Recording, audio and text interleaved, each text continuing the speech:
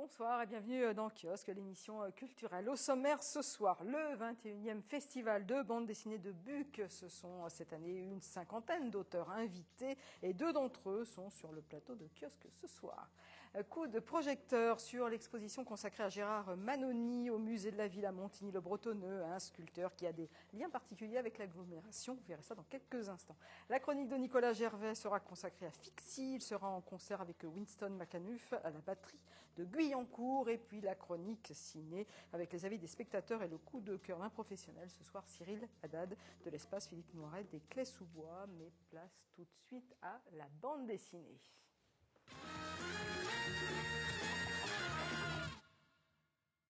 Le 21e festival de la bande dessinée de Buc, ce sera samedi et dimanche au château de Buc, le lieu d'ailleurs d'une des aventures de Black et Mortimer. Ça, c'est pour l'anecdote. Il y a 50 auteurs qui sont invités et parmi eux, Christian Goux, bonsoir. Bonsoir. Et Emilio van der Sweden, bonsoir. Merci d'avoir répondu à notre invitation. Et puis également en plateau avec nous, Juliette Espinoze, bonsoir, maire adjoint, déléguée à la culture. Alors on va commencer par vous, Christian Goux. Oui.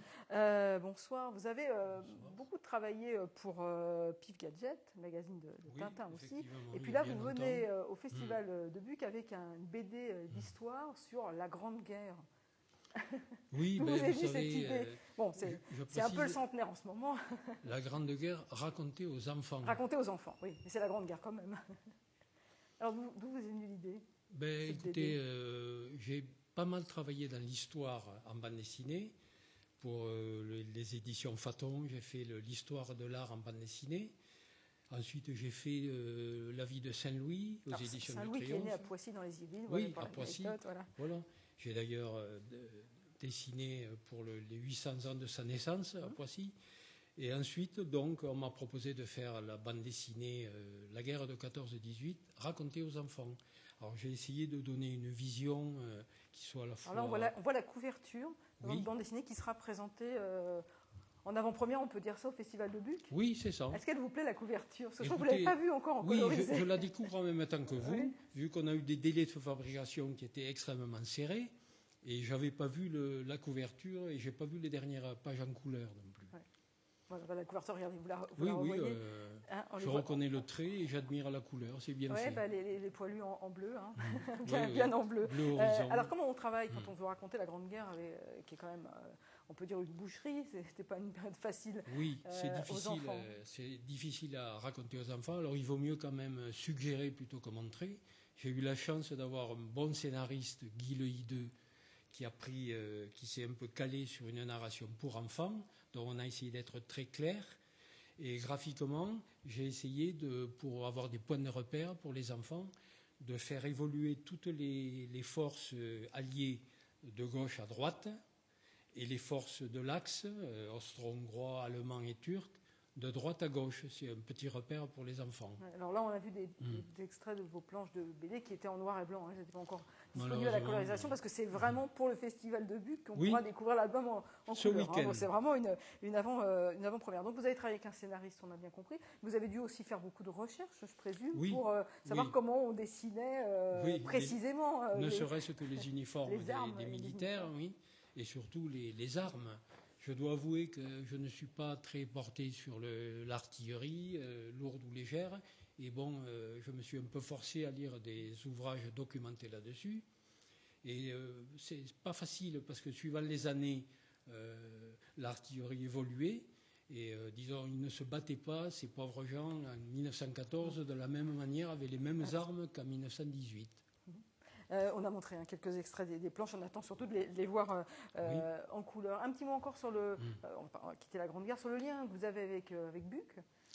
Oui, j'ai 3 liens amicaux. Parce qu'on entend bien de votre accent que vous n'êtes pas natif de la région parisienne. Et oui, je viens du sud de la Loire, du Midi, mais j'habite la région parisienne depuis 1972, donc j'ai perdu une grande partie de mon accent. Et Buc, je connais Buc pour 3 raisons différentes. La première, vous en avez un peu parlé, c'est le cadre de l'aventure de Blake et Mortimer. La deuxième, c'est parce que depuis 30 ans, j'ai de très bonnes attaches avec l'équipe depuis 21 ans avec le Festival de Buc, puisque je faisais partie de la première équipe de dessinateurs invités.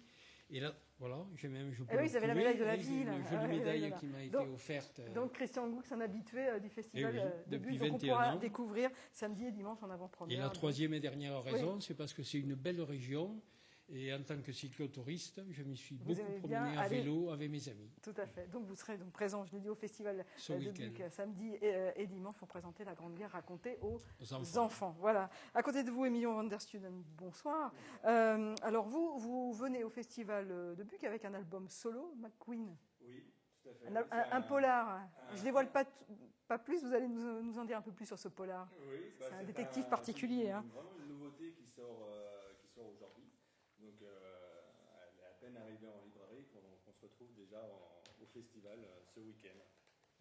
Voilà, alors parlez-nous un petit peu de ce détective un peu à la Philippe Marlowe. Hein. Exactement, tout à fait. C'est voilà. Vraiment un polar dans la lignée des romans hard-boiled des années 30-40 américains. Oups. Là, c'est un hommage, mais il n'y a pas que ça dans cet album, mais c'est un peu le principal, à toute cette littérature du pulp, c'est-à-dire ce qui venait avant le polar à proprement dit, c'était le roman noir avec ces détectives désabusés qui déambulaient dans ces villes un peu sombres, etc.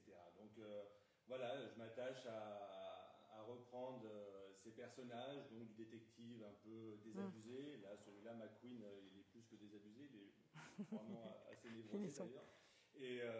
Et ces femmes fatales, ces rues lugubres, etc. quoi. Et ces enquêtes très alambiquées et très tortueuses. Donc c'est aussi une avant-première, hein, Festival de Buc, il n'est pas encore sorti. C'est la première fois que je le présente en festival, étant donné la date de sortie. Et c'est vrai que ça me fait d'autant plus plaisir, puisque je suis assez attaché au Festival de Buc. C'est la troisième fois que j'y participe. Et j'aime beaucoup ce festival parce que pour moi, c'est un festival qui est un peu à l'échelle du dessinateur. On peut vraiment rencontrer le lecteur avec du temps, contrairement à d'autres festivals peut-être plus prestigieux, mais beaucoup plus grands. Donc vous êtes attaché au festival de Buc. Donc vous présentez McQueen, donc pour découvrir ce détective un peu trouble. Hein. Oui, allez, il a une méthode un peu douteuse pour arriver à ses fins. Mais il a quand même bon fond. Il a bon fond, très bien. Jette Espinos, donc je dis maire adjoint chargé de la culture. Au-delà de la rencontre avec ces auteurs, le festival, c'est aussi l'occasion de faire travailler les jeunes autour de la BD. Il y a notamment tout un projet avec un collège de Saint-Cyr-l'École. Voilà, absolument. Donc effectivement, cette 21e édition est dans la continuité des éditions précédentes, mais ça fait effectivement plusieurs années que l'on développe des partenariats avec les écoles. Donc, par exemple, l'année dernière, EROC nous avait aidé et avait aidé plusieurs écoles du territoire de Versailles-Grand Parc à créer cette bande dessinée qui est absolument magnifique. Et cette année, effectivement, c'est le collège Jean Racine de Saint-Cyr-l'École. Le collège Jean Racine, de Saint-Cyr-l'École qui vient exposer des planches qui ont été faites, donc toujours avec un auteur aussi connu et reconnu. Et ces planches sont sur le thème de l'immigration et elles seront présentées en exposition pendant le festival. Il y a même un concours pour savoir quelle est la plus belle planche. Voilà, donc ça c'est effectivement la bande dessinée qui avait été créée l'année dernière par plusieurs écoles de Versailles-Grand Parc et qui avait été effectivement très réussie. Donc l'accent est mis effectivement sur les partenariats entre l'éducation et la culture. C'est un sujet qui nous tient beaucoup à cœur et donc on vous attend vraiment très très nombreux au festival ce week-end. Et en plus, les gens peuvent venir voter. Absolument. Donc, beaucoup d'expositions, en plus des animations pour les enfants par nos animateurs de centres de loisirs, du maquillage, du dessin, enfin plein de belles choses à réaliser. Merci à vous trois d'être venus sur le plateau du kiosque. Donc, je rappelle le festival de la BD de Buc au château de Buc, qui a toute une histoire avec Black et Mortimer. Donc c'est samedi et dimanche de 10h à 18h. Je n'ai pas dit c'est gratuit l'entrée ? C'est gratuit, absolument. C'est gratuit, donc c'est vraiment l'occasion si vous voulez rencontrer des auteurs en chair et en os de BD. Il faut venir au festival de Buc. Merci beaucoup à vous trois. Merci à vous. On va continuer à ce kiosque. On va maintenant parler de poésie.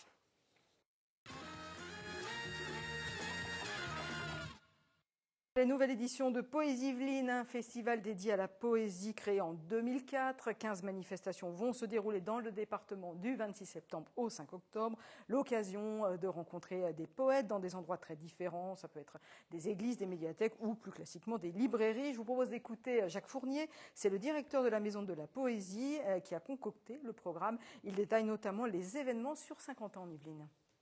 Montrer que la poésie existe, qu'elle est vivante là en ce début de XXIe siècle et qu'on peut découvrir la poésie sous toutes ses formes grâce à ce festival. La première chose, c'est l'exposition qu'il y a là à la Maison de la Poésie, c'est-à-dire donner à voir les œuvres photographiques et peintes de trois artistes qu'on avait mis en résidence de création dans des lieux pendant Poésie Yvelines. Donc Christian Lautet, photographe, Adrienne Hart, photographe, et Yves Bergeret, peintre et poète. Donc on montre ce travail à la Maison de la Poésie pendant tout le mois de septembre-octobre. Le deuxième temps fort sur 50 ans en Yvelines, c'est à l'occasion du lancement de saison qui aura lieu samedi 27 septembre à 19h30, la remise du prix Poésie Yvelines à Paul de Brancion. Donc ça, c'était un des temps forts pour nous aussi. Et enfin, sur 50 ans en Yvelines, c'est la rencontre avec Roland Nadeau et le comédien Charles Gonzalez, chacun venant présenter son dernier livre, Roland Nadeau sur le bocage et Charles Gonzalez sur le théâtre. Ça aura lieu à la librairie Le Pavé dans la Mare à Elancourt le mardi 30 septembre à 19h30.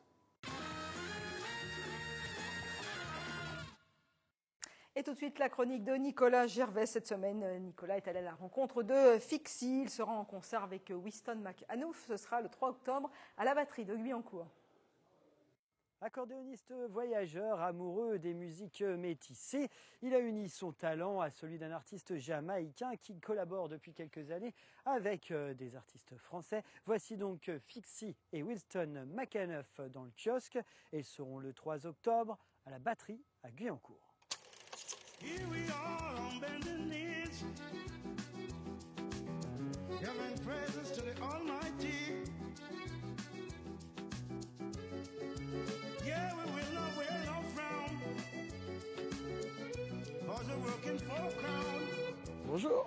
Winston, il est en Jamaïque aujourd'hui. En fait, on revient d'une tournée brésilienne et Winston, au lieu de passer par la France, il est reparti chez lui en Jamaïque. Il a fait pas mal d'albums ici, notamment avec Bass Bass, mais sous son nom aussi. Il a joué avec beaucoup des grands du reggae, avec les Congos. Here we are on the same boat, out of metal but we're still afloat. Now we got to do our best, and Jaja will do the rest. C'est par l'intermédiaire d'Erwan, donc chanteur de Java, avec qui était mon collègue à l'époque. Il m'a dit au passage, ce serait bien que tu rencontres Winston, parce qu'il y a sans doute un truc à faire entre vous. Le premier album, c'est sous le nom de Winston, ce premier disque, dans lequel a participé donc des membres de Java, plus des invités, des amis. Il y avait déjà M, il y avait déjà Cyril Atef, Tom Fire, etc. On s'est retrouvés il y a 2 ans pour retravailler sur un nouveau projet qui est devenu cet album New Day. Situations arise, and you got no time to play.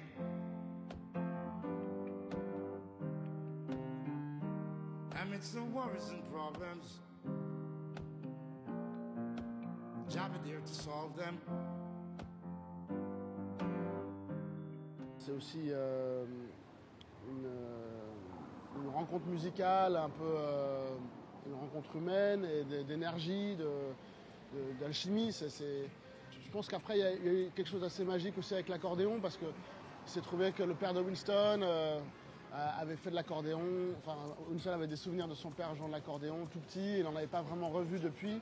Donc il y a eu quelque chose assez fort par rapport à ça. Parce qu'il y a eu quelque chose qui s'est accroché entre nous. This man and that man shall say they are the right man, the righteous man will establish himself. Oh, yeah, now, babe. Souvent, ce qui s'est passé, c'est que moi, je lui ai apporté des musiques et lui, il avait des mélodies qu'il avait parfois même enregistrées avec d'autres morceaux qu'il appliquait sur mes musiques. Et dans le premier album, il y a aussi des morceaux que lui, il avait dans son sac. Donc après que moi, j'ai reprise et que j'ai réadapté à ma sauce avec mes arrangements, mes instruments.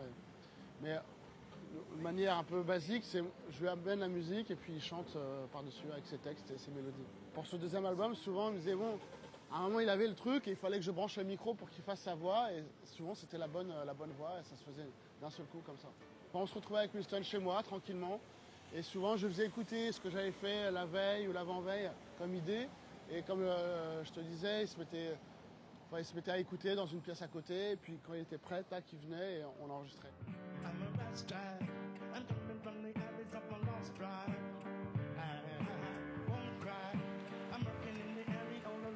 Il y a un passage avec l'afrobeat, parce que j'ai beaucoup travaillé avec Tony Allen depuis une quinzaine d'années, donc c'est important de mettre ce rythme, cette puissance. Surtout que Winston, du coup, par mon intermédiaire, a rencontré Tony Allen et il a été super sensible. Et les Jamaïcains, en général, sont super sensibles à ce genre musical. Donc on a fait 2 morceaux, j'ai composé 2 morceaux d'afrobeat avec Tony Allen. Il y a une partie Maloya aussi qui me vient de La Réunion, parce que j'ai beaucoup collaboré là-bas avec un groupe qui s'appelle l'Indigo. Quelques morceaux reggae, il y a des morceaux aussi très classiques, plus piano-voix. Et il y a des morceaux avec de l'accordéon qui sont peut-être plus tournés vers Paris. Il y a des morceaux brésiliens aussi avec une base de samba dedans.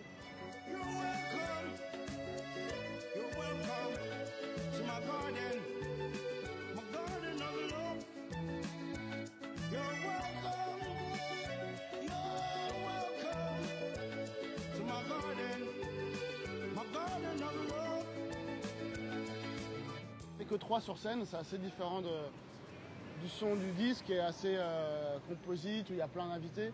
Et donc il y a Marcus à la beatbox, Winston qui est au chant et puis moi qui transite entre l'accordéon et le piano. L'album s'appelle New Day, qui est le titre d'un des morceaux et qui est, je pense qu'il y a quelque chose d'assez qui représente un peu et notre nouvelle aventure, mais aussi l'aventure de Winston qui a eu des pères dans sa famille. Ce nouveau travail artistique qui est aussi pour lui et pour moi, hein, mais pour lui une nouvelle approche parce que moins reggae que les précédents et plus d'espace pour lui, pour sa voix, pour sa personnalité, comme pour moi aussi où j'ai pu plus m'exprimer dans mes goûts, dans mes amours musicaux.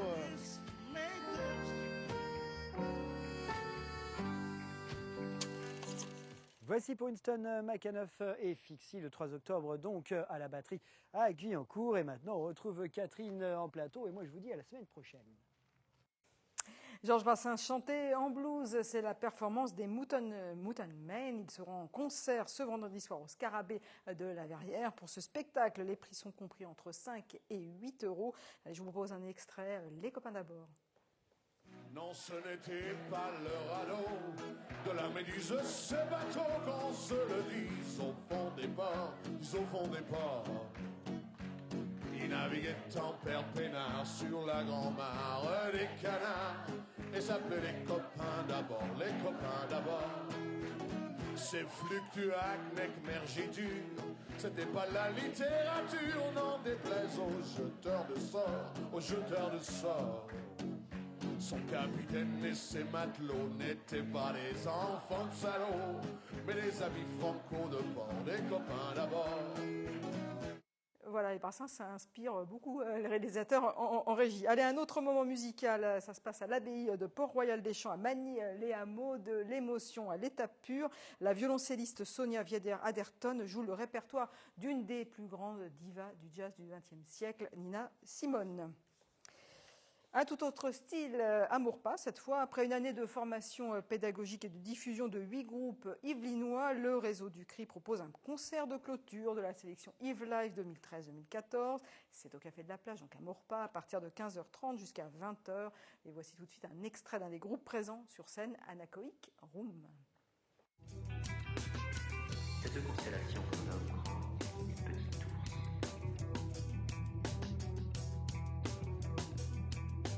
Je n'avais pas le souvenir de cette casserole de taille moyenne entre les deux.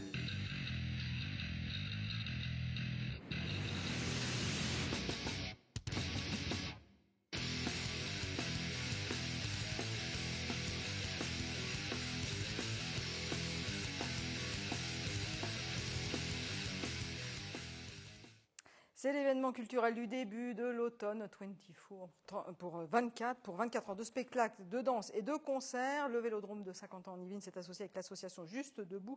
24 va regrouper des artistes internationaux le 27 septembre à partir de 14 h. Et notez que TVFI vous proposera de revivre l'événement avec une édition spéciale kiosque mercredi prochain.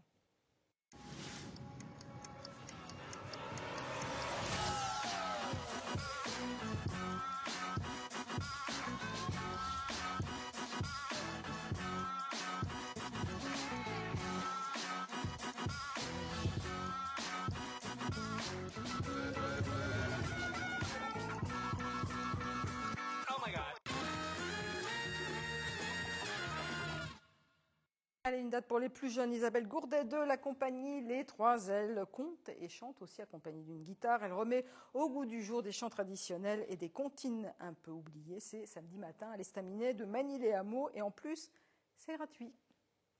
Ensuite, le cinéma. Allez, on va terminer kiosque comme tous les mercredis avec la rubrique cinéma, vos avis de spectateurs éclairés au micro d'Élodie Moine.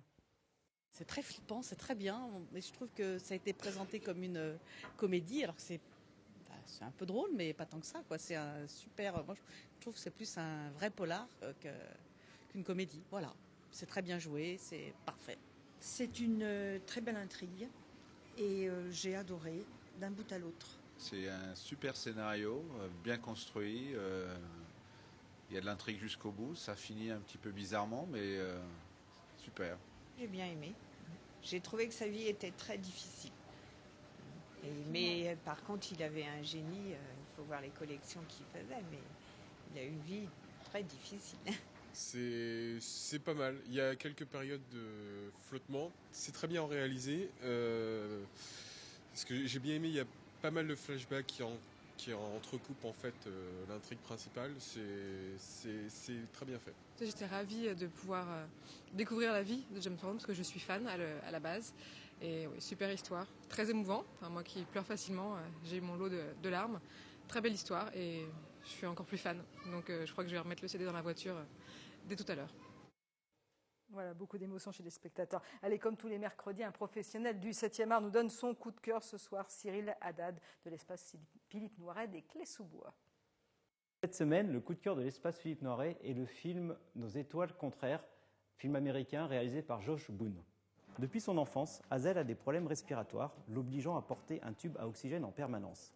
Sur les conseils de sa mère, elle participe à un groupe de soutien où elle va faire la connaissance d'Augustus, qui a perdu une jambe à cause d'un cancer. Le jeune homme devient rapidement proche d'Hazel, lui montrant le bon côté des choses. Leur amitié se transforme peu à peu en amour jusqu'au jour où la maladie revient les hanter. Entre rire et larmes, ce film est une véritable ode à la vie, où l'humour des deux jeunes personnages l'emporte rapidement sur les bons sentiments. Ce mélodrame bien ficelé touche en plein cœur le spectateur. L'interprétation des acteurs principaux est vraiment excellente. Nos étoiles contraires est à découvrir cette semaine à l'espace Philippe Noiret. Si tu savais à quel point je te suis reconnaissante pour notre petite infinité. La vie est belle, Hazel Grace. Ok? Ok.